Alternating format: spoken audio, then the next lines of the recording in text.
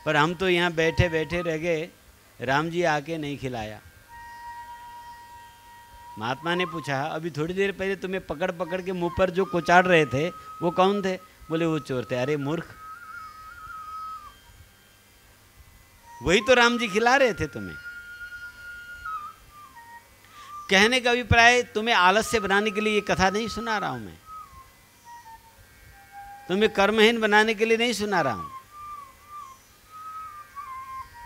इस प्रसंग की अभिप्राय यह है कि आपकी प्रारब्ध में जो है वो कोई लूट नहीं सकता, कोई खोस नहीं सकता, कोई दबा नहीं सकता, कोई छीन नहीं सकता। किसी की उदारता से किसी की दरिद्रता नष्ट नहीं होता, और किसी की कृपणता से किसी की धन छीन नहीं सकता। हम भ्रमवश ये सोचते हैं कि मेरा उसने खाए दिया, मेरा ये था वो था, उसने खाया उसने खाया उसने खाया, भाई ने खाया, बड़े भाई ने खाया, छोटे भाई ने खाया, कोई नहीं खा सकता, वो तुम्हारा था ही नहीं, वो अपना था, खा गया। तो किसी की उदारता से किसी की दरिद्रता मिटते नहीं हैं। अपनी अपनी प्रारब्ध के अनुसार व्यक्ति में कर्म करने की प्रवृत्ति जागृत होती है, और उस प्रवृत्ति अनुसार उसको जितना मिलना है वो मिलेगा। पर यहाँ फर्क क्या है? वर्तमान कर्म और प्रारब्ध दोनों आपके साथ चलते हैं, ध्यान दे के समझना ये बातें। प्रारब्ध उससे कहते हैं जो संचित कर्म है, संचित उसे कहते हैं जो वर्तमान में हम कर रहे हैं। कृत कर्म जो है एक तत्काल फल देता है और दूसरा भाग संचित होता है। वो हमारी परमात्मा की संचय कोष अलग से, उसमें ब्याज की स्याज की तिरबल चौबल होके मिलता है। हाँ, बैंक की जो सिस्टम है ना, उससे भी दुगुना तिगुना गणित होती है उसकी। हाँ, तो संचय कोष में इकट्ठा होता है, चाहे पुण्य हो चाहे पाप हो। वर्तमान जो कुछ हम चेष्टा कर रहे हैं, इन पंच ज्ञान इंद्रिय पंच कर्मेंद्रियों के द्वारा जो कुछ हम चेष्टा करते हैं, ये कृत कर्म का संस्कार भीतर एकत्रित हो जाता है। वही जब व्यक्ति दोबारा जन्म लेकर, आधा तो उसी टाइम भोगता है, समझ लीजिएगा, और बाकी ब्याज के स्याज के साथ ढेर लग जाता है, और दोबारा जब उसकी जन्म होती है, चाहे मनुष्य का हो चाहे 84 लाख किसी भी योनि का हो।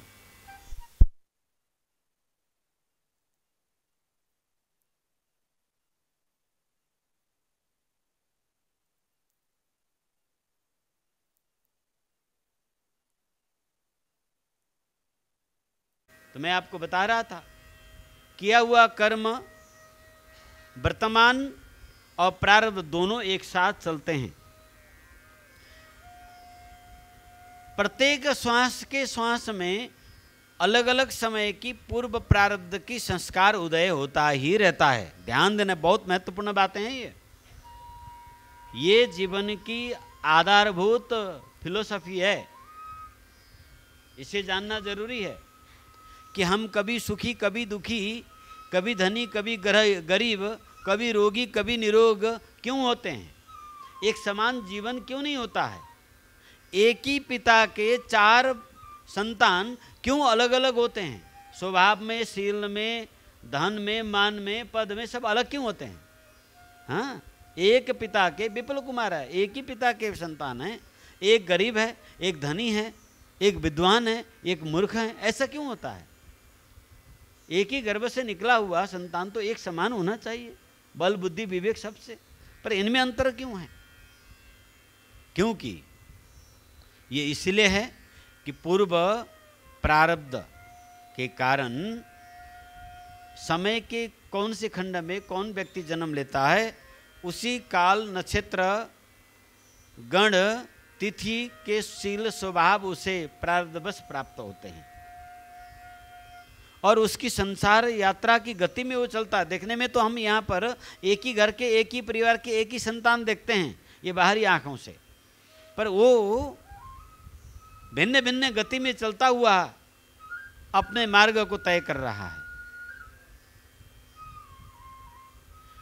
प्रत्येक श्वास में सुख दुख पाप पुण्यमय प्रारब्ध साथ चलता है। प्रत्येक क्षण ये बदलता रहता है, ये प्राकृतिक रूप से होता ही रहता है, इसे आप रोक बदल नहीं सकते हो। पर जो वर्तमान कर्म करने की आपको परमात्मा ने स्वतंत्रता दी है, ये अत्यंत महत्वपूर्ण है। चाहे प्रारब्ध जो कुछ हो, अच्छे प्रारब्ध हो चाहे बुरे प्रारब्ध हो, मनुष्य को नया कर्म करने की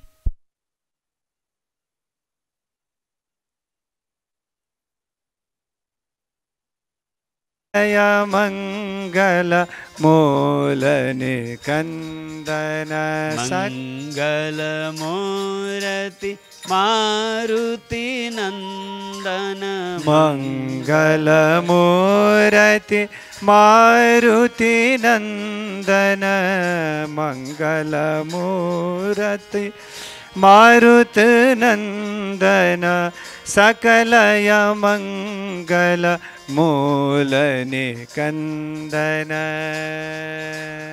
मंगल मूल निकंदन। मंगल मूर्ति श्री मारुति नंदन की जय। तो आप सुन रहे थे प्रारब्ध के बारे में। वर्तमान कर्म और प्रारब्ध दोनों साथ चलते हैं। मैंने पहले भी कहा आपको, ये लाइफ फिलोसफी है, इसको जानना बहुत ज़रूरी है, तो दुखी नहीं होगे और बात समझ में आ जाएगी, अपने जीवन बना लोगे। अपने लाइफ फिलोसफी नहीं समझ में आया तो छोटी छोटी बातों के लिए दुखी होगे और देवी देवता भूत प्रेत लुच्चे लफंगे गुंडे सबको मनाते फिरोगे, राजा प्रजा सबको मनाते फिरोगे, रोते रहोगे कि सरकार ने ये नहीं किया और ठेकेदार ने ऐसा नहीं किया, उसने ऐसा नहीं किया। किसी को दोष लगा कर क्या है? पहले अपने जीवन दर्शन जानो। तो प्रारब्ध कर्म और वर्तमान कर्म, प्रारब्ध वर्तमान दोनों साथ चलता है। प्राणी को विशेषतः मनुष्य को, केवल केवल केवल मनुष्य को भगवान ने नया कर्म करने की स्वतंत्र अधिकार दिया है। यह अधिकार मनुष्य के सिवा किसी देवी देवता यक्ष गंधर्व किन्नर नाग दैत्य दानव व त्रियाक योनि का पशु पंछी कीट पतंग किसी को भी अधिकार नहीं है। जो 84 लाख प्रकार की योनियां शरीर बताई जाती है, उसको चुप रखो। ये अधिकार केवल कर्म करने की स्वतंत्रता सिर्फ मनुष्य को है। चाहे प्रारब्ध कुछ भी हो। अब वो महात्मा जी ने उसका विधाता का लिखा हुआ ये पढ़ लिया, उनको पता लगा कि इसको हर दिन एक शिकार मिलना ही है, तो शिकार की दिशा परिवर्तन कर दी। जंगल में शिकारी के साथ वो जीव जंतु को शिकार करता था। राजा ने उसको, महात्मा जी ने उसको प्रशिक्षण किया और शिकार तो है ही उसके भाग्य में, नामुद शिकारी बनना है। तो शिकारी के शिकार का लक्ष्य बदल दिया। हाँ, शिकार का लक्ष्य क्या? अपने पिता के नगर के शत्रुओं को शिकार के लक्ष्य बना दिया और राजकुमार को शिखा पढ़ाकर और नगर की ओर आगे बढ़ा। और उसे पारंगत शिकारी होना तो उसके भाग्य में था ही। तो उस शिकारी होने की भाग्य से शिकार के लक्ष्य बदला और राज्य की शत्रु को उसने अपने शिकार की पौरख से समाप्त किया और पिता के राजगद्दी को पुनः प्राप्त कर लिया। जबकि उसके भाग्य में राज्य नहीं था, ये ध्यान दीजिए, जबकि उसके भाग्य में राज्य नहीं था, बस पारंगत शिकारी था और उसको शिकार में हार नहीं होना था, उसको शिकार मिलना ही था। महात्मा ने दिशा बदल दिया। कर्म की दिशा बदलने की जरूरत है, कर्म की दिशा लक्ष्य निर्धारित करने की जरूरत है। जीवन में हानि लाभ सुख दुख कुछ भी हो, इससे फर्क नहीं पड़ता। लक्ष्य ये निश्चित होना चाहिए। उस लक्ष्य को और जाने के लिए कोई रोक नहीं सकता। तो वह राजकुमार राजा बन गया। इधर राजकुमारी नर्तकी उसके भाग्य में था। महात्मा जी ने नर्तकी को, राज नर्तकी को समझाया, ये तुम जिसके नमक खाई हो उसकी सुपुत्री है, क्यों इसको जो है नर्तकी बनाती हो? नर्तकी तो नर्तकी रहेगी, पर ये हमें दो। महात्मा ने लिया और उन्हें सुंदर ठाकुर जी के भजन में नृत्य करने की कला सिखाई और प्रेमास्पद भक्ति उसके अंदर डाल दिया। प्रेमा भक्ति में आविर्भूत होकर नाम संकीर्तन करते हुए वो नृत्य करने लगी। उसी में उसकी प्राण उखड़ गए और राम जी को प्राप्त हो गए। कहाँ तो दूसरे की मनोरंजन, छोटे छोटे लोगों की मनोरंजन करने की साधन बनी थी, और वहाँ राम जी के मनोरंजन करने की एक भक्त बन गई। देख लो, भाग्य में दूसरे की मनोरंजन करने के लिखा है तो घबराओ नहीं। तुम्हें मनोरंजन करने की तो कला है ना तुम्हारे पास। उस लोक रिझाने की कला से ईश्वर को समर्पित कर दो। बड़े बड़े गणिकाएं भी परमात्मा को प्राप्त हो गई है। तो इस प्रकार से जो बुरे प्रारब्ध हैं, उस समय सत्कर्म करते हुए बुरे प्रारब्ध को दबाया जाता है। जिस समय अच्छे प्रारब्ध की उदय हो, अच्छे प्रारब्ध की उदय हुआ, ये कैसे जानेंगे? ये भी हम आपको सिखा देते हैं। अच्छे प्रारब्ध की उदय की लक्षण यह है कि सबसे पहले आपका चित्त प्रसन्न होता है, मन में नए नए योजनाएं स्फुरित होती है, मन कुछ सुधारात्मक हिसाब से सात्विक होके आगे बढ़ता है, मन में सात्विक भाव उदय होता है, दया करुणा प्रेम का भाव बढ़ने लगता है। संयोग उसको ऐसा बनता है कि अच्छे लोगों का संगत उससे प्राप्त होने लग जाता है। होते होते उसे आध्यात्मिक लोग पसंद आते हैं, आध्यात्मिक क्षेत्र उसके रुचि का हो जाता है, आध्यात्मिक कार्य करने में उसे शांति मिलती है, आनंद आता है। ये शुभ प्रारब्ध की फल है। अशुभ प्रारब्ध हो, कोई जबरदस्ती आपको आध्यात्मिक कर्म कराए, तो उस समय उसको स्वाद नहीं आएगा, मजा नहीं आएगा, कथा सुन के मजा नहीं आएगा, अभिषेक करके मजा नहीं आएगा, तीर्थ जाके मजा नहीं आएगा, भले मजा नहीं आया खास। वो दोष ही दोष देखेगा, कमी कमी उसको नजर में आएगी। है ऐसा भी पूजा होता है क्या? ऐसा भी तीर्थ होते हैं क्या? ये भी आध्यात्मिक व्यक्ति होता है क्या? दोष ही दोष नजर आएगा। और जब अच्छे प्रारब्ध की उदय हो, जब उसके शुभ भाग्य की उदय हो, उस समय वो एक अगरबत्ती भी घुमा ले तो बड़ा आनंद में मग्न हो जाएगा। यदि किसी महापुरुष संतों के निर्देशन से कोई यज्ञ अनुष्ठान करने की सौभाग्य मिले, तीर्थ जाने की सौभाग्य मिले, तो वो अपना अहोभाग्य मानेगा। घर का सारा काम धाम को एक तरफ छोड़कर, चाहे एन कहने प्रकार ने किसी भी प्रकार से हो, उस कार्य में वो जुट जाएगा। उस यज्ञ के लिए, उस अनुष्ठान के लिए, उस सत्कर्म के लिए वो अपनी तन मन धन तीनों दांव पर लगा देगा। लड़ाई भी करना पड़े तो कर लेगा। समझ लो अच्छी प्रारब्ध की उदय हो गई है।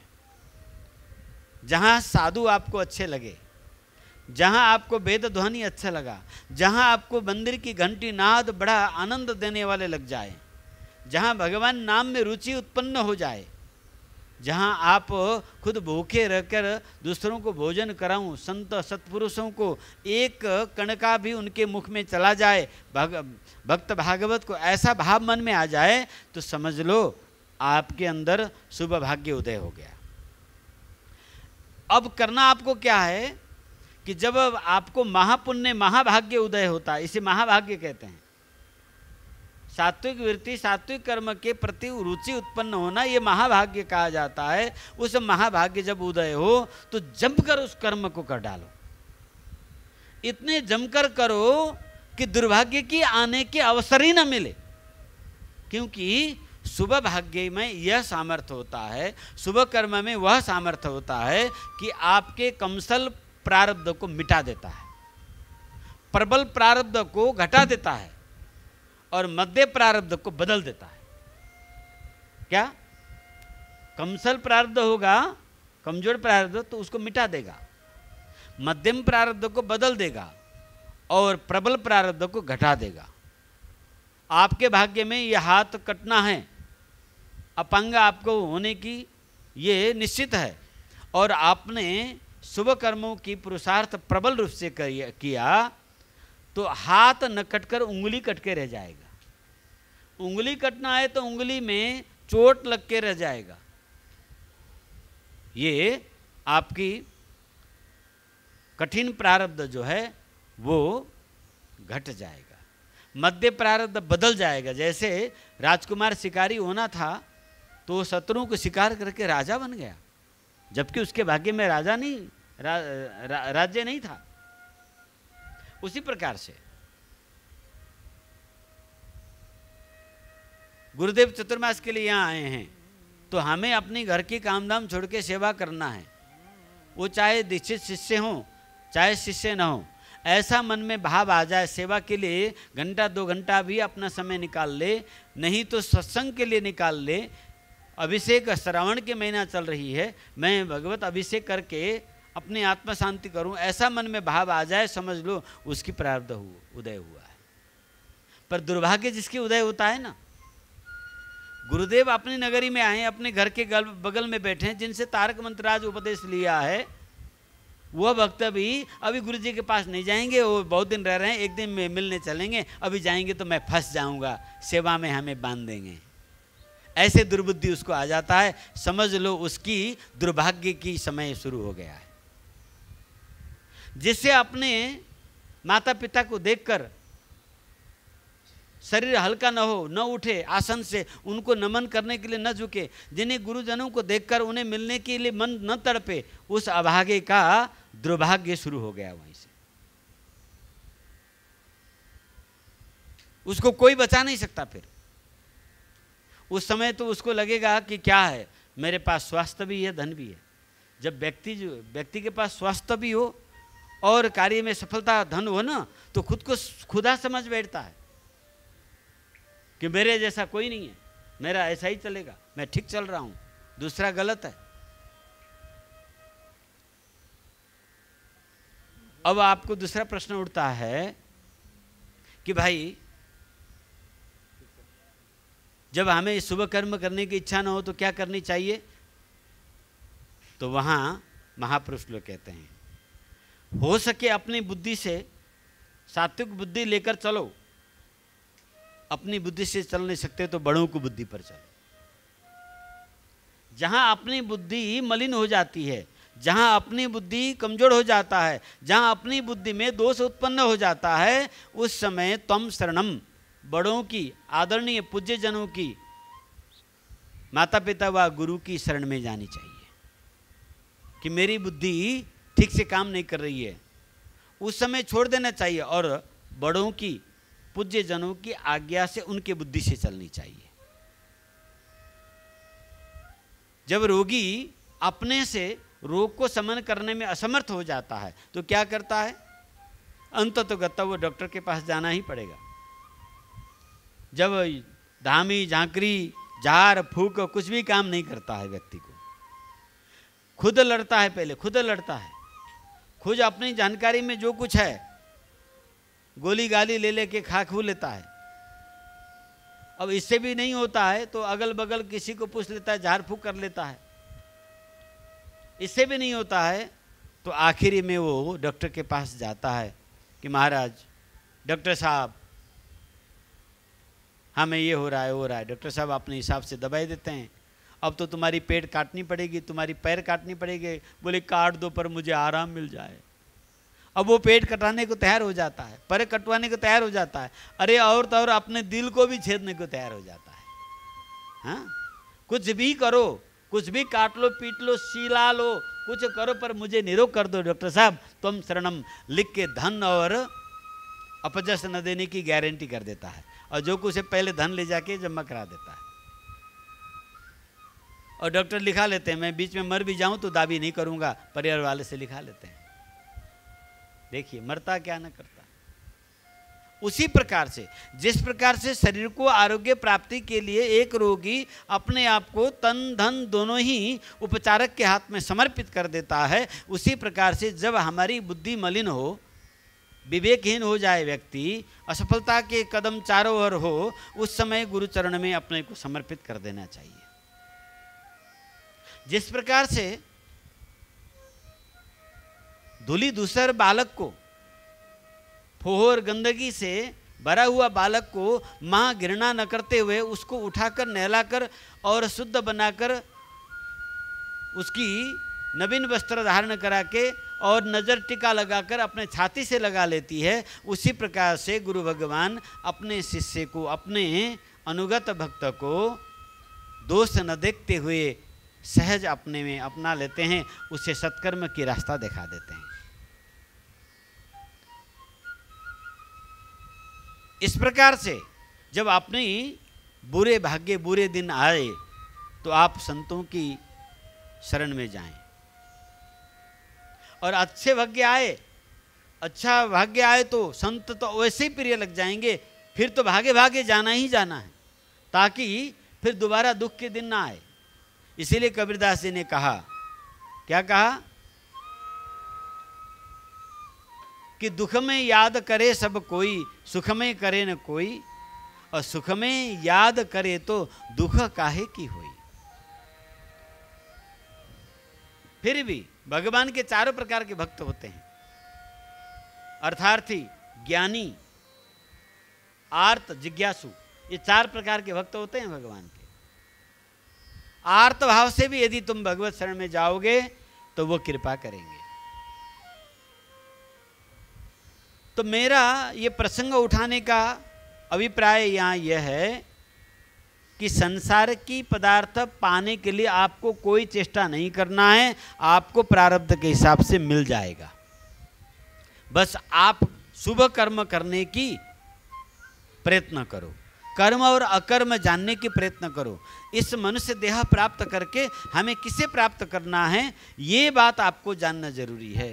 इसीलिए हनुमान जी ने किससे कहा, अगस्त्य ऋषि से कहा कि 5 अर्थ पंचक को आप जाने। क्या, किसको जाने, जोर से बोलो, अर्थ पंचक को। हाँ, अर्थ पंचक, 5 प्रकार के अर्थ। धन अर्थ ये अर्थ नहीं है, ये अनर्थ है।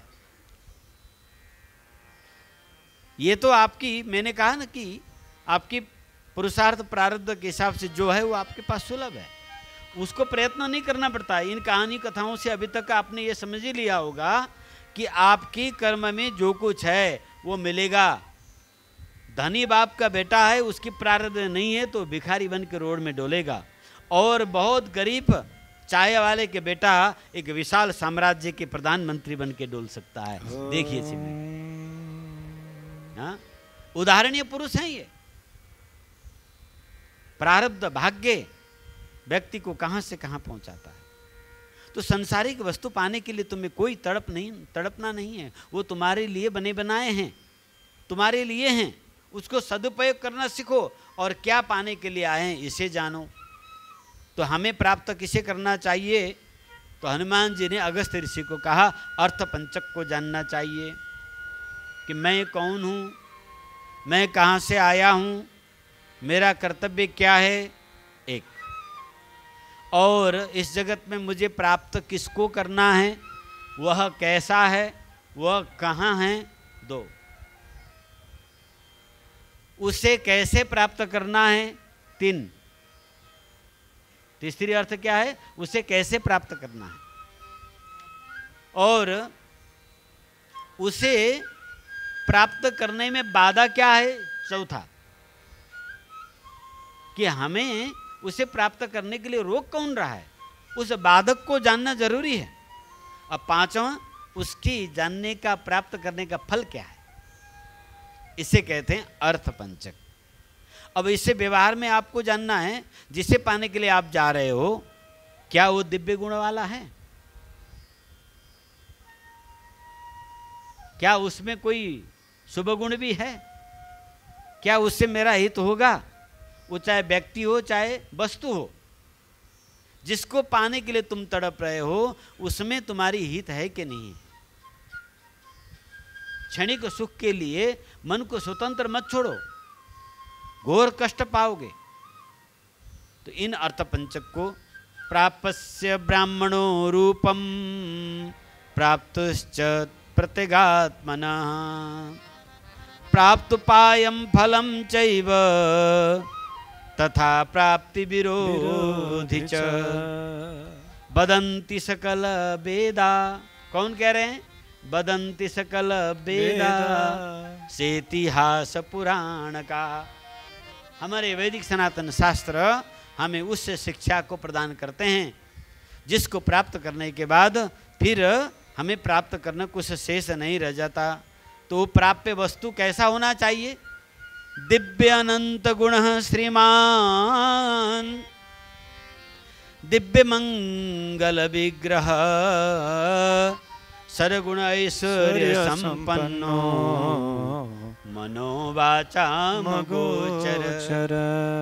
जिसे प्राप्त करने के लिए परमात्मा ने हमें मनुष्य शरीर दिया है, वह वस्तु दिव्य होना चाहिए, गुणवंत होना चाहिए, जिसे प्राप्त करने के बाद फिर हमें प्राप्त करने के लिए कोई भी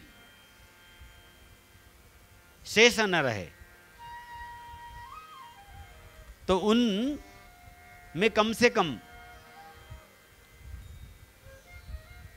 कल्याणकारी गुण हो।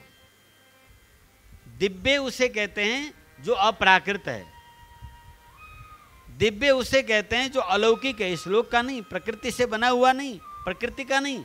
प्रकृति का हर वस्तु हानिकारक है, प्रकृति का हर वस्तु परिवर्तनशील है, प्रकृति का हर वस्तु दुख का कारण है, प्रकृति का हर वस्तु विकृति से युक्त है। यह मनुष्य शरीर अप्राकृत अलौकिक उस परम दिव्य तत्व को प्राप्त करने के लिए हमें मिला है। इस बात को जानना जरूरी है। तो वह कैसा है, क्यों उसको प्राप्त करना है, इसे भी आप आज संक्षेप में सुनिए। तो कल भी हमने आपको उच्चारण कराया था क्या क्या दिव्य गुण उसमें है जिसे प्राप्त करना है। तो आप उच्चारण करिए, सौशील्य, वात्सल्य, वात्सल्य, मार्दव, मार्जव, आर्जव, आर्जव, सौहार्द्य, सौहार्द्य, साम्य, साम्य, कारुण्य, कारुण्य, माधुर्य, माधुर्य, गांभीर्य, गांभीर्य, औदार्य, औदार्य, चातुर्य, चातुर्य, स्थैर्य, स्थैर्य, धैर्य, धैर्य, शौर्य, शौर्य, पराक्रम, पराक्रम, सत्यकाम, सत्यकाम, सत्य संकल्प, सत्य संकल्प, कृतित्व, कृतित्व, कृतज्ञता, कृतज्ञता, पूर्ण ज्ञान, पूर्ण ज्ञान, पूर्ण बल, पूर्ण बल, पूर्ण वीर्य, पूर्ण वीर्य, पूर्ण शक्ति, पूर्ण शक्ति, पूर्ण ऐश्वर्य, पूर्ण ऐश्वर्य जिसमें हो उसे हमें प्राप्त करना है। ओम। हाँ, तो ये सौशील्य क्या है भाई? जिसे प्राप्त करने के लिए हमें मनुष्य देह मिला है वो सर्वश्रेष्ठ है, उस सर्वश्रेष्ठ को प्राप्त करना है। सर्वश्रेष्ठ है तो भाई मैंने सुबह कहा था ना, एक वड़ाध्यक्ष को मिलने के लिए व्यक्ति को लाइन में लगना पड़ता है। नेताजी सुनिए, हाँ, प्रजातंत्र गणतंत्र संघीय राष्ट्र में ससुरा एक वड़ाध्यक्ष को मिलने के लिए जनता को अपॉइंटमेंट लेकर लाइन में लगना पड़ता है, फिर भी उसकी फनक झनक सनक सुनना पड़ता है। ये संघीय लोकतंत्र प्रजातंत्र है। बताइए, क्षणिक कुछ क्षण के लिए बना है वो वड़ा अध्यक्ष, वड़ा सदस्य, नगर पालिका को प्रमुख तो छोड़िए, देश का प्रदेश का प्रमुख छोड़िए, केंद्रीय नेता को तो कहने ही क्या फिर तो। हाँ, जब एक गांव के छोटा सा वार्ड के एक सदस्य में इतना बड़ा अहंकार है तो नगर वालों का अहंकार उससे जितने वार्ड होगा, जितने सदस्य होगा, उतनी गुना ज़्यादा है। हाँ, और चुनावी क्षेत्र में कितने नगर पालिका हैं, उतने नगर पालिका के नगर प्रमुख से डबल उस सभासद या सांसद की अहंकार है। और जितनी कैबिनेट के मंत्री और सांसद होंगे उससे ऊपर उठकर उसके एक मंत्री का अहंकार है। हाँ, जहां श्रेष्ठता है वहां अभिमान है। कहने का अभिप्राय, मेरी बातों को गहराई को समझना आप, और अपने अंदर सोशल बनने का सचमुच गुण उतारना। यदि सचमुच लोकतंत्र, प्रजातंत्र आणि क्या रे गणतंत्र, कौन व्याकरणाचार्य ले आकर रख दिया ये शब्द, ये भी आश्चर्य है। हाँ, ये पर्यायवाची शब्द नहीं है, इनके समान अर्थ नहीं होता है, पर बस अहंकार की पुष्टि करनी है। नहीं, हम तो लोकतंत्र ले आएंगे। दूसरा कहेगा हम तो गणतंत्रवादी हैं। तीसरा कहता है प्रजातंत्र है। अरे महापुरुष, शब्द की व्युत्पत्ति और उसकी कार्य क्षेत्र तो देखिए कि लोकतंत्र का अर्थ क्या है, गणतंत्र का अर्थ क्या है, प्रजातंत्र का अर्थ क्या है। क्या पार्टी पीछे का अलग अलग होता है क्या? एक पार्टी ने बोल दिया तो अर्थ में अनर्थ आ जाता है। पर क्या करें, बुद्धि में तो ढेड़ो भरा है। और संस्कार कैसा है? लोकतंत्र, गणतंत्र, प्रजातंत्र के नुमाइंदे की संस्कार है अहंकारी, दम्भी, शोषक, पाखंडी, भ्रष्टाचारी, कपटी और अहंकार में भरा है।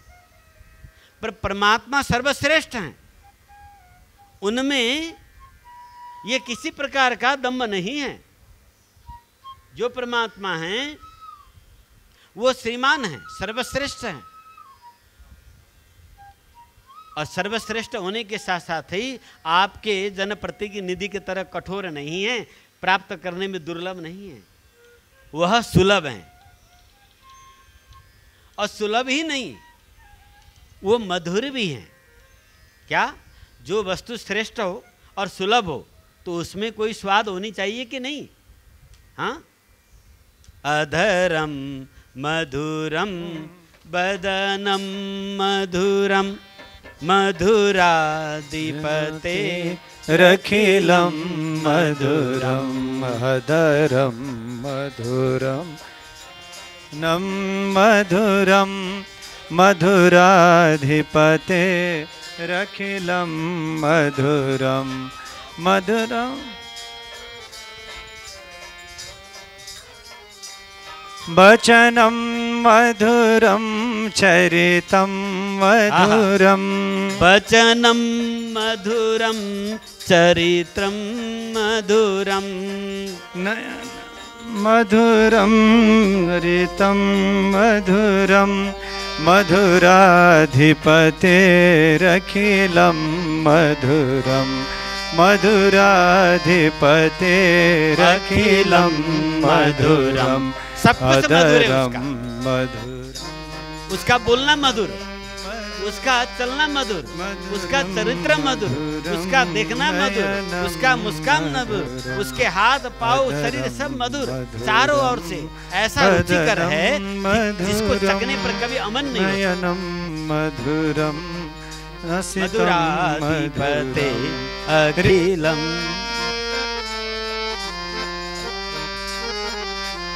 वचनं मधुरं चरितं मधुरं वचनं मधुरं चरितं मधुरं वचनं मधुरं वलितं मधुरं वचनं मधुरं वलितं मधुरं चलितं मधुरं भ्रमितं मधुरं मधुराधिपते रखिलं मधुरं मधुराधिपते रखिलं मधुरम।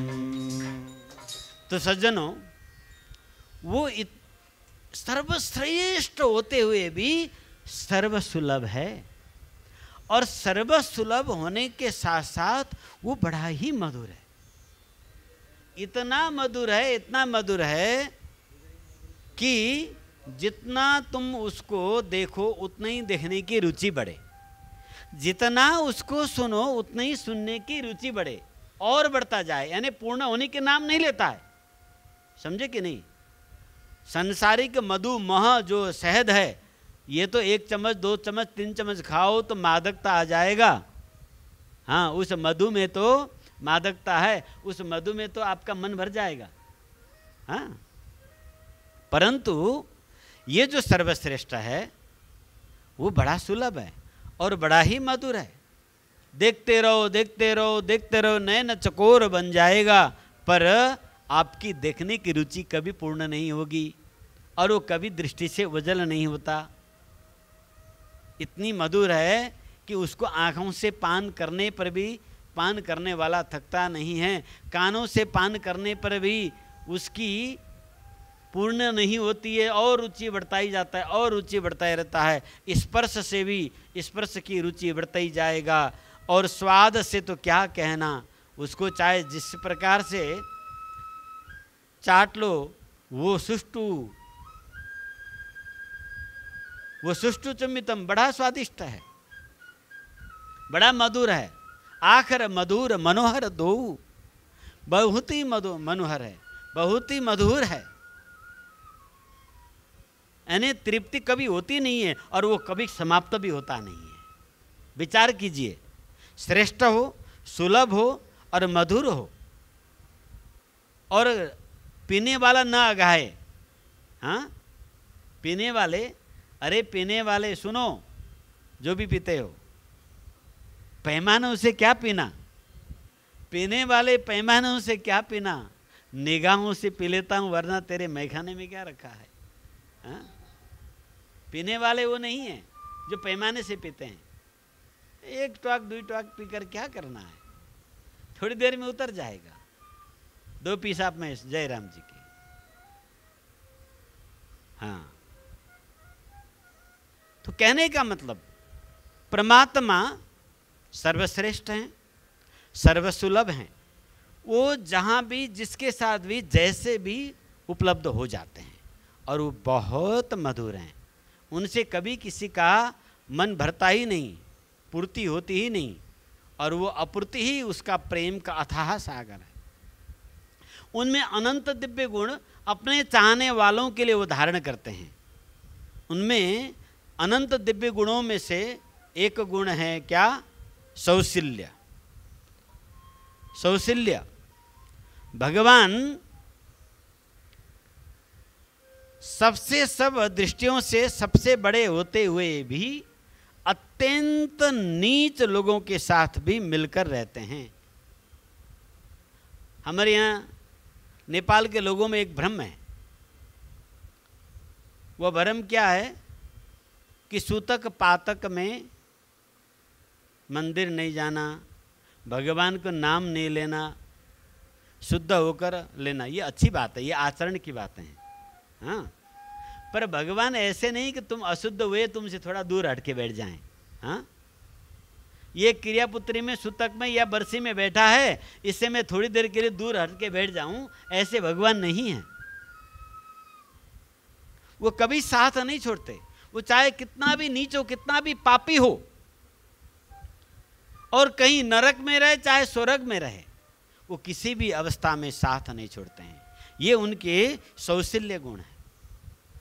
ये पापी पुण्यात्मा, ये कुरूप, ये सुंदर, ये विद्वान, ये मूर्ख, ये धनी, ये गरीब, ऐसा भेद करके अपने को दूर नहीं रखते, बल्कि उससे हिचकिचाहट ना हो। चेंटी कमिला के साथ कमिला ही बन के मिलते हैं, अब उसके समान ही बन के। वो बड़प्पन छुपा के रहते हैं। बड़े होकर बच्चों के साथ बच्चे बन जाए, उसे कहते हैं शील, सुशील। क्या कहते हैं? सुशील। पिता अपने बालक के लिए, वो प्रधानमंत्री है पिता, पिता राष्ट्रपति है, पिता आईजी है, पिता आईएएस है, बहुत बड़ा है। लोग उनसे मिलने के लिए डरते हैं, भयभीत होते हैं, बहुत बड़े हैं, बोलने के लिए हाथ पैर कपते हैं, वाणी कपती है। पर वही पिता जब अपने बालक से मिलते हैं तो बालक के तरह वो दूर से, वो भी बच्चे के तरह बच्चे होके आते हैं। हाँ? बालक कहता है घोड़ा बन, पिता राष्ट्रपति है, राजा है, चक्रवर्ती है, पर बालक कहता है पिता को घोड़ा बन, तो महाराज दशरथ जैसे भी घोड़े बनकर पीठ पर लेकर 4 हाथ पर टेक कर चलते हैं। जब सांसारिक पिता में अपने शिशु के प्रति इतने सौशील्य गुण हैं, तो जगत पिता हैं, उन जगत पिता में न जला माता,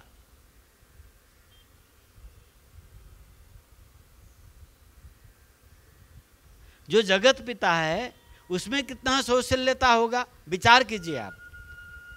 एक साधारण संसारिक पिता में तो अपने शिशु के प्रति शिशु ही बन के मिलना होता है, बालक से बालक। तो भगवान में एक सौशील्य गुण ये है कि अपने बड़प्पन का छुपाना, अपने बड़प्पन को छुपाकर वो शिशु के साथ शिशु, बालक के साथ बालक, युवा के साथ युवा बनकर मिलते हैं। जब भगवान श्री राम जनकपुर में पधारे महाराज विश्वामित्र जी के साथ में, तो जनकपुर के गलियों में जब राम और लक्ष्मण फिरने लगे तो माता पिता अत्यंत सुशील अपने बालक के तरह देख रहे हैं, किशोरियां अपनी सखा के तरह देख रही हैं, और सब ये कल्पना करती है कि ये बालक तो हमारे किशोरी जी के लिए योग्य हैं। बालक बालक समझकर उंगली पकड़ के अपने अपने घर के ओर ले जाते हैं, और राम जी उनके पीछे पीछे चले जाते हैं। जनकपुर के गली गलियों में ऐसा मधुर वातावरण है। फिर वाला जनकपुर के गलियों में ऐसा वातावरण बना हुआ है। जब भगवान श्री कृष्ण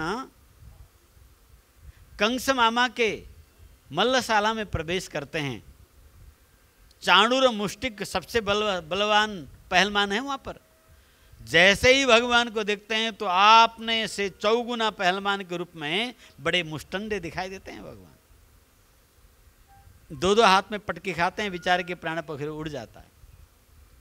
वहीं ब्रिज ग्वाल बाल एक सुकुमार अत्यंत कोमल नन्हे बालक देख रहे हैं, जो अट्टालियों में चढ़ चढ़ के कंस के अखाड़े के चारों ओर देख रहे हैं। छोटे छोटे नन्हे 2 बालक अति भयानक कुबले पीड़ा हाथी, बौला पागल हाथी के सामने जा रहे हैं। सब गुहार मचा रहे हैं, कोलाहल मचा रहे हैं। अरे इतने कोमल बालक को इतनी भयंकर पहलवान इतनी पागल हाथी के सामने भेज दिया, हाय रे दैया बचाओ बचाओ। और वहीं वो पागल हाथी अपने से भी मदमत भयंकर हाथी के रूप में देख रहा है। उनको देखते ही सूंड ऊपर उठाकर पुकार कर शरण में पड़ गया, क्योंकि अपने से बलशाली है। हाथी अपने से बलशाली से युद्ध नहीं करता, चाहे पागल ही हो। और जैसे ही कंस मामा के पास पहुंचे तो काल काल महाकाल कराल स्वरूप में दिखता है, और देखते ही कंस का होश हवास सिट्टी पिट्टी गोल हो जाती है। ठोकाई करने से कहां पहले बेहोश हो जाता है। जाकी रही भावना जैसी, जाकी भावना जैसी, प्रभु मूर्ति दे खहीं तीन तैसी, प्रभु मूर्ति देखहीं तीन तैसी। तो जिसकी भावना जैसा है भगवान उसी प्रकार से उसको मिलते हैं। ये भगवान का सौशील्य गुण है। अपने बड़प्पन को दिखाने पर भी भक्त भयभीत न हो, इसलिए बड़प्पन को छुपा कर मिलते हैं। भगवान ने निषाद राज से मिला, कुब्जा से मिले, सबरी से मिले, सुग्रीव से मिले, सबसे मिले भगवान, पर अपने बड़प्पन को छुपा कर मिले। ये भगवान का वात्सल्य भाव है। उनकी वात्सल्यता अपरिमित है, अद्भुत है। सौशील्य और वात्सल्य।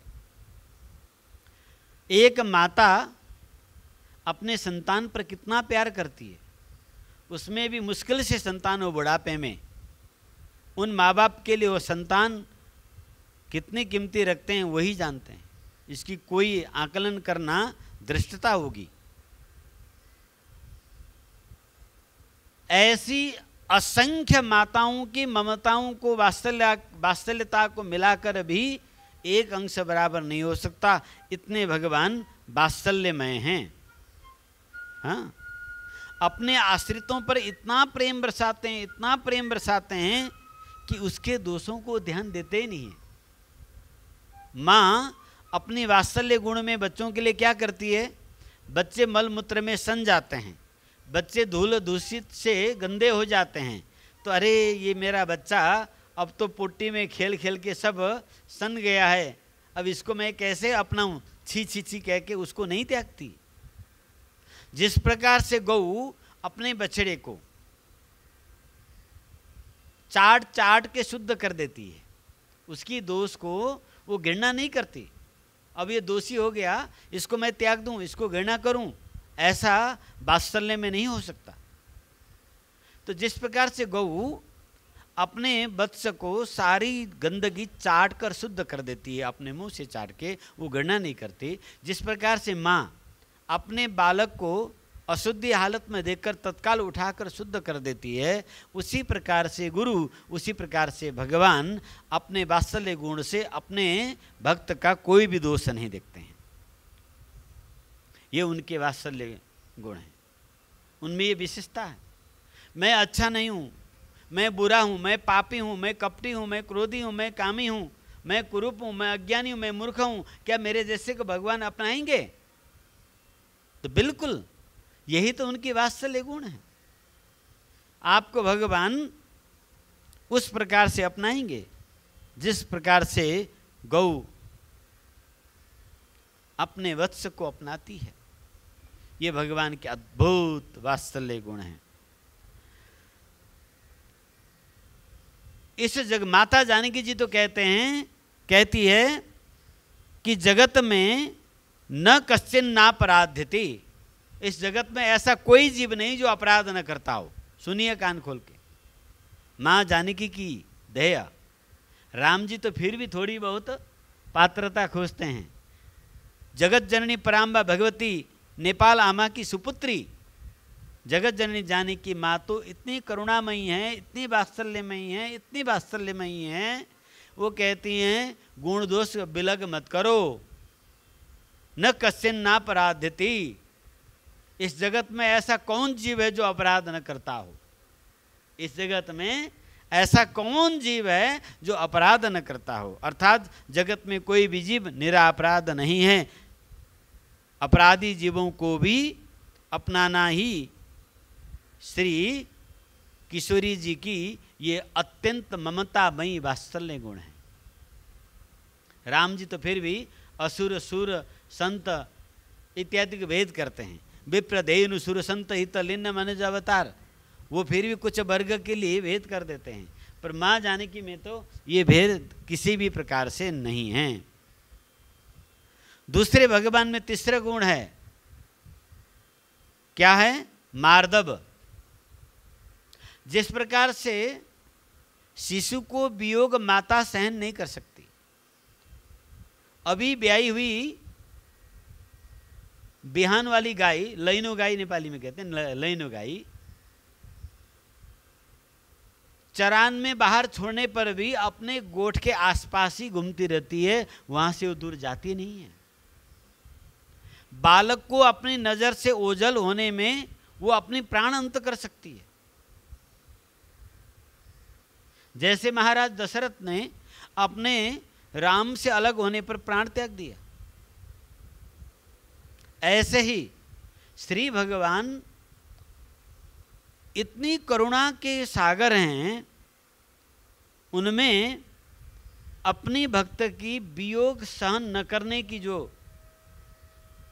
करुणा है, ये उनकी मार्दव गुण है। ये विशेषता है भगवान की। एक सेकेंड भी इस जीव को अपने से अलग नहीं करते हैं। वह जीव नरक में जाए साथ ही नरक चले जाते हैं भगवान, वह जीव स्वर्ग जाए साथ ही स्वर्ग चले जाते हैं, वह जीव सरीसृप कीट पतंग मच्छर कुछ भी वृक्ष भी बन जाए तो उसके साथ खुद भी रहते हैं, कभी साथ नहीं छोड़ते, वो कभी साथ नहीं छोड़ते। फिर आपको प्रश्न उठेगा कि भगवान जब कभी साथ नहीं छोड़ते हैं तो वो इतना दुख क्यों पाता है, भगवान उसको दुख को दूर क्यों नहीं करते हैं? क्योंकि भगवान ने सृष्टि जो किया है ना, उस समय एक विधान बनाया, कर्मण्य अधिकारस्ते, हाँ जोर से बोल, हाँ, कर्मण्येवाधिकारस्ते,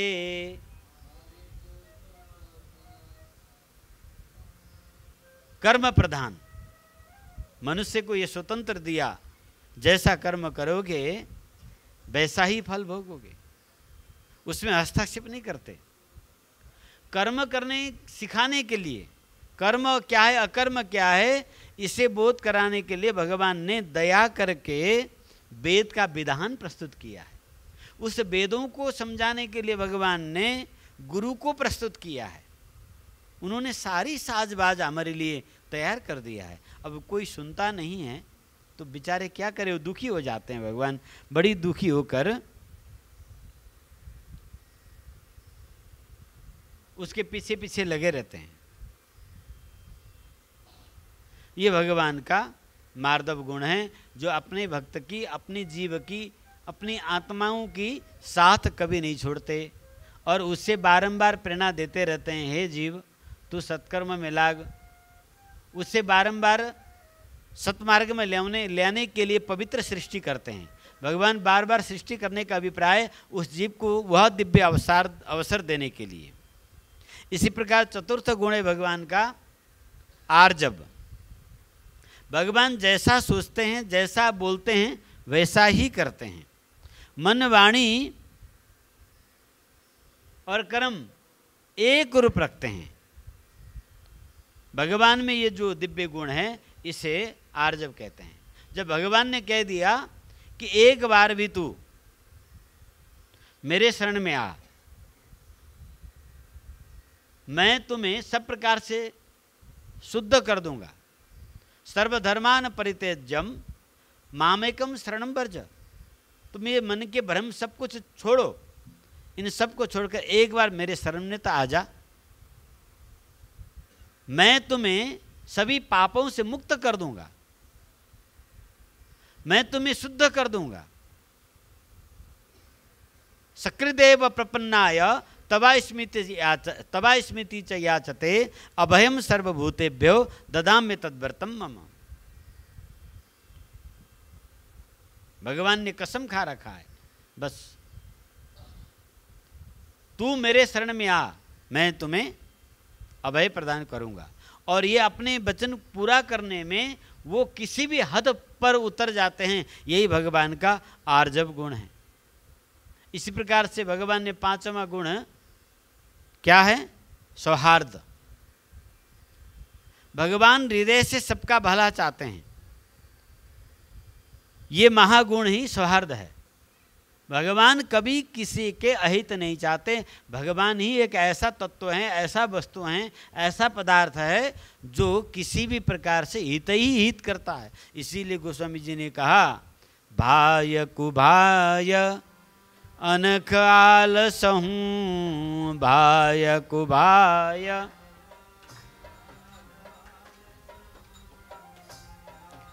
नाम जपत मंगल दिशि दसहूँ, नाम जपत। किसी व्यक्ति का नाम यदि आप ठीक से नहीं लोगे, गाली पूर्वक लोगे तो मानहानि का दावा हो जाएगा। हाँ, अदालत में केस दर्ज हो जाएगी। पर भगवान को तुम श्री राम न कह के ए रामे कह दो तो भी वो मंद मुस्कान के साथ तुम्हारे और मधुर भाव से देखते हैं और दौड़ पड़ते हैं। अरे इसने हमें बुलाया, आहा इसने मेरे नाम काढ़ा, क्या दूं मैं तुम्हें? अरे प्यारे, तुमने मुझे मेरे नाम से पुकारा, भले ही गाली से पुकारा हो। यहां लोग तो इतने अभिमान है, अरे मेरे नाम काढ़ेगा तू। नाम काढ़ना पाप मानते हैं। पर भगवान का नाम काढ़ो ना, इतने प्रसन्न होते हैं, इतने प्रसन्न होते हैं सुहृदम सर्वभूतानाम, उसके हित करने के लिए वो कोई कसर नहीं बाकी रखते। वो एक का हित ब्राह्मण के लिए भगवान या वैश्य के लिए नहीं, ऐसा नहीं है। देखिए गीता शास्त्र क्या कहती है, सुहृदम सर्वभूतानाम, वो सबके मित्र हैं, वो सबके हितैषी हैं, वो सबके रक्षक हैं, सबको सुहृद हैं। यानी वो अपनी कृपा कटाक्ष से हर समय प्राणी मात्र के कल्याण ही उनका स्वरूप है। ये उनका दिव्य गुण है। छठम गुण भगवान में साम्य। श्री भगवान आश्रय लेने के लिए सदैव सबको समान रूप से उत्सुक रहते हैं। किसी को भी वो आश्रय ले लेते हैं। ये भेद नहीं करते हैं, ये आदिवासी है कि ये जड़वासी है कि ये ताज़ावासी है कि ये पर्वतीय है कि ये मधेसी है कि ये समुद्री किनारे वाला है कि ये सब नहीं देखते भगवान। ये काला है गोरा है ये भी नहीं देखते भगवान। लिंग भी नहीं देखते, ये स्त्रीलिंग पुल्लिंग नपुंसक क्या है ये भी नहीं देखते। रूप भी नहीं देखते, काला है गोरा है ये रूप भी नहीं देखते हैं भगवान। हाँ, किसी भी रूप, किसी भी गुण वाला, किसी भी लिंग, किसी भी जाति, किसी भी योनि का हो, वो अपने शरण में लेने के लिए, अपने आश्रय में लेने के लिए समान प्रेम व्यवहार करते हैं। कोई ऋषि आता है, प्रभु मैं आपके शरण में हूँ, उससे करने वाली व्यवहार। कोई एक नीच धीवर पापी, कोई टेररिस्ट अधम नीच आता है प्रभु आपके शरण में, तो जब शरण में लेते हैं तो दोनों को एक समान लेते हैं। हाँ, दोनों को एक समान। ये पापी है, इसको थोड़ा थोड़ा हाँ ठीक है तू बाउंड्री के किनारे में बैठ, ऐसा भगवान नहीं कहते। और जो ऋषि आ जाए, अरे आप आ गए, दौड़ के उसको गले मिलने, ऐसा नहीं। यदि वो ऋषि को दौड़कर गले मिलते हैं जिस प्रकार से, उसी प्रकार से नरक से आए हुए जीव को भी दौड़कर वो गले मिलते हैं। जैसे विभीषण जी आकाश मार्ग से अपने सेवकों सहित भगवान को मिलने आ रहे थे, भगवान के मंत्री गणों ने कहा प्रभु राक्षस के भाई, दुष्ट पापी शत्रु के भाई विभीषण, वो और भीषण है, भयंकर, वो आकाश मार्ग से आ रहा है, न जाने नीचे उतर के क्या क्या वितांडव मचा देगा, इसलिए उसको वहीं आकाश में ऊपर ही क्षेप्य अस्त्र प्रयोग किया जाए, उसे वहीं समाप्त किया जाए। ऐसा कहकर सुग्रीव, जामवंत आदि अंगद सब दौड़ पड़ते हैं। भगवान भी लक्ष्मण जी सहित प्रत्यांचल लेकर दौड़ते हैं।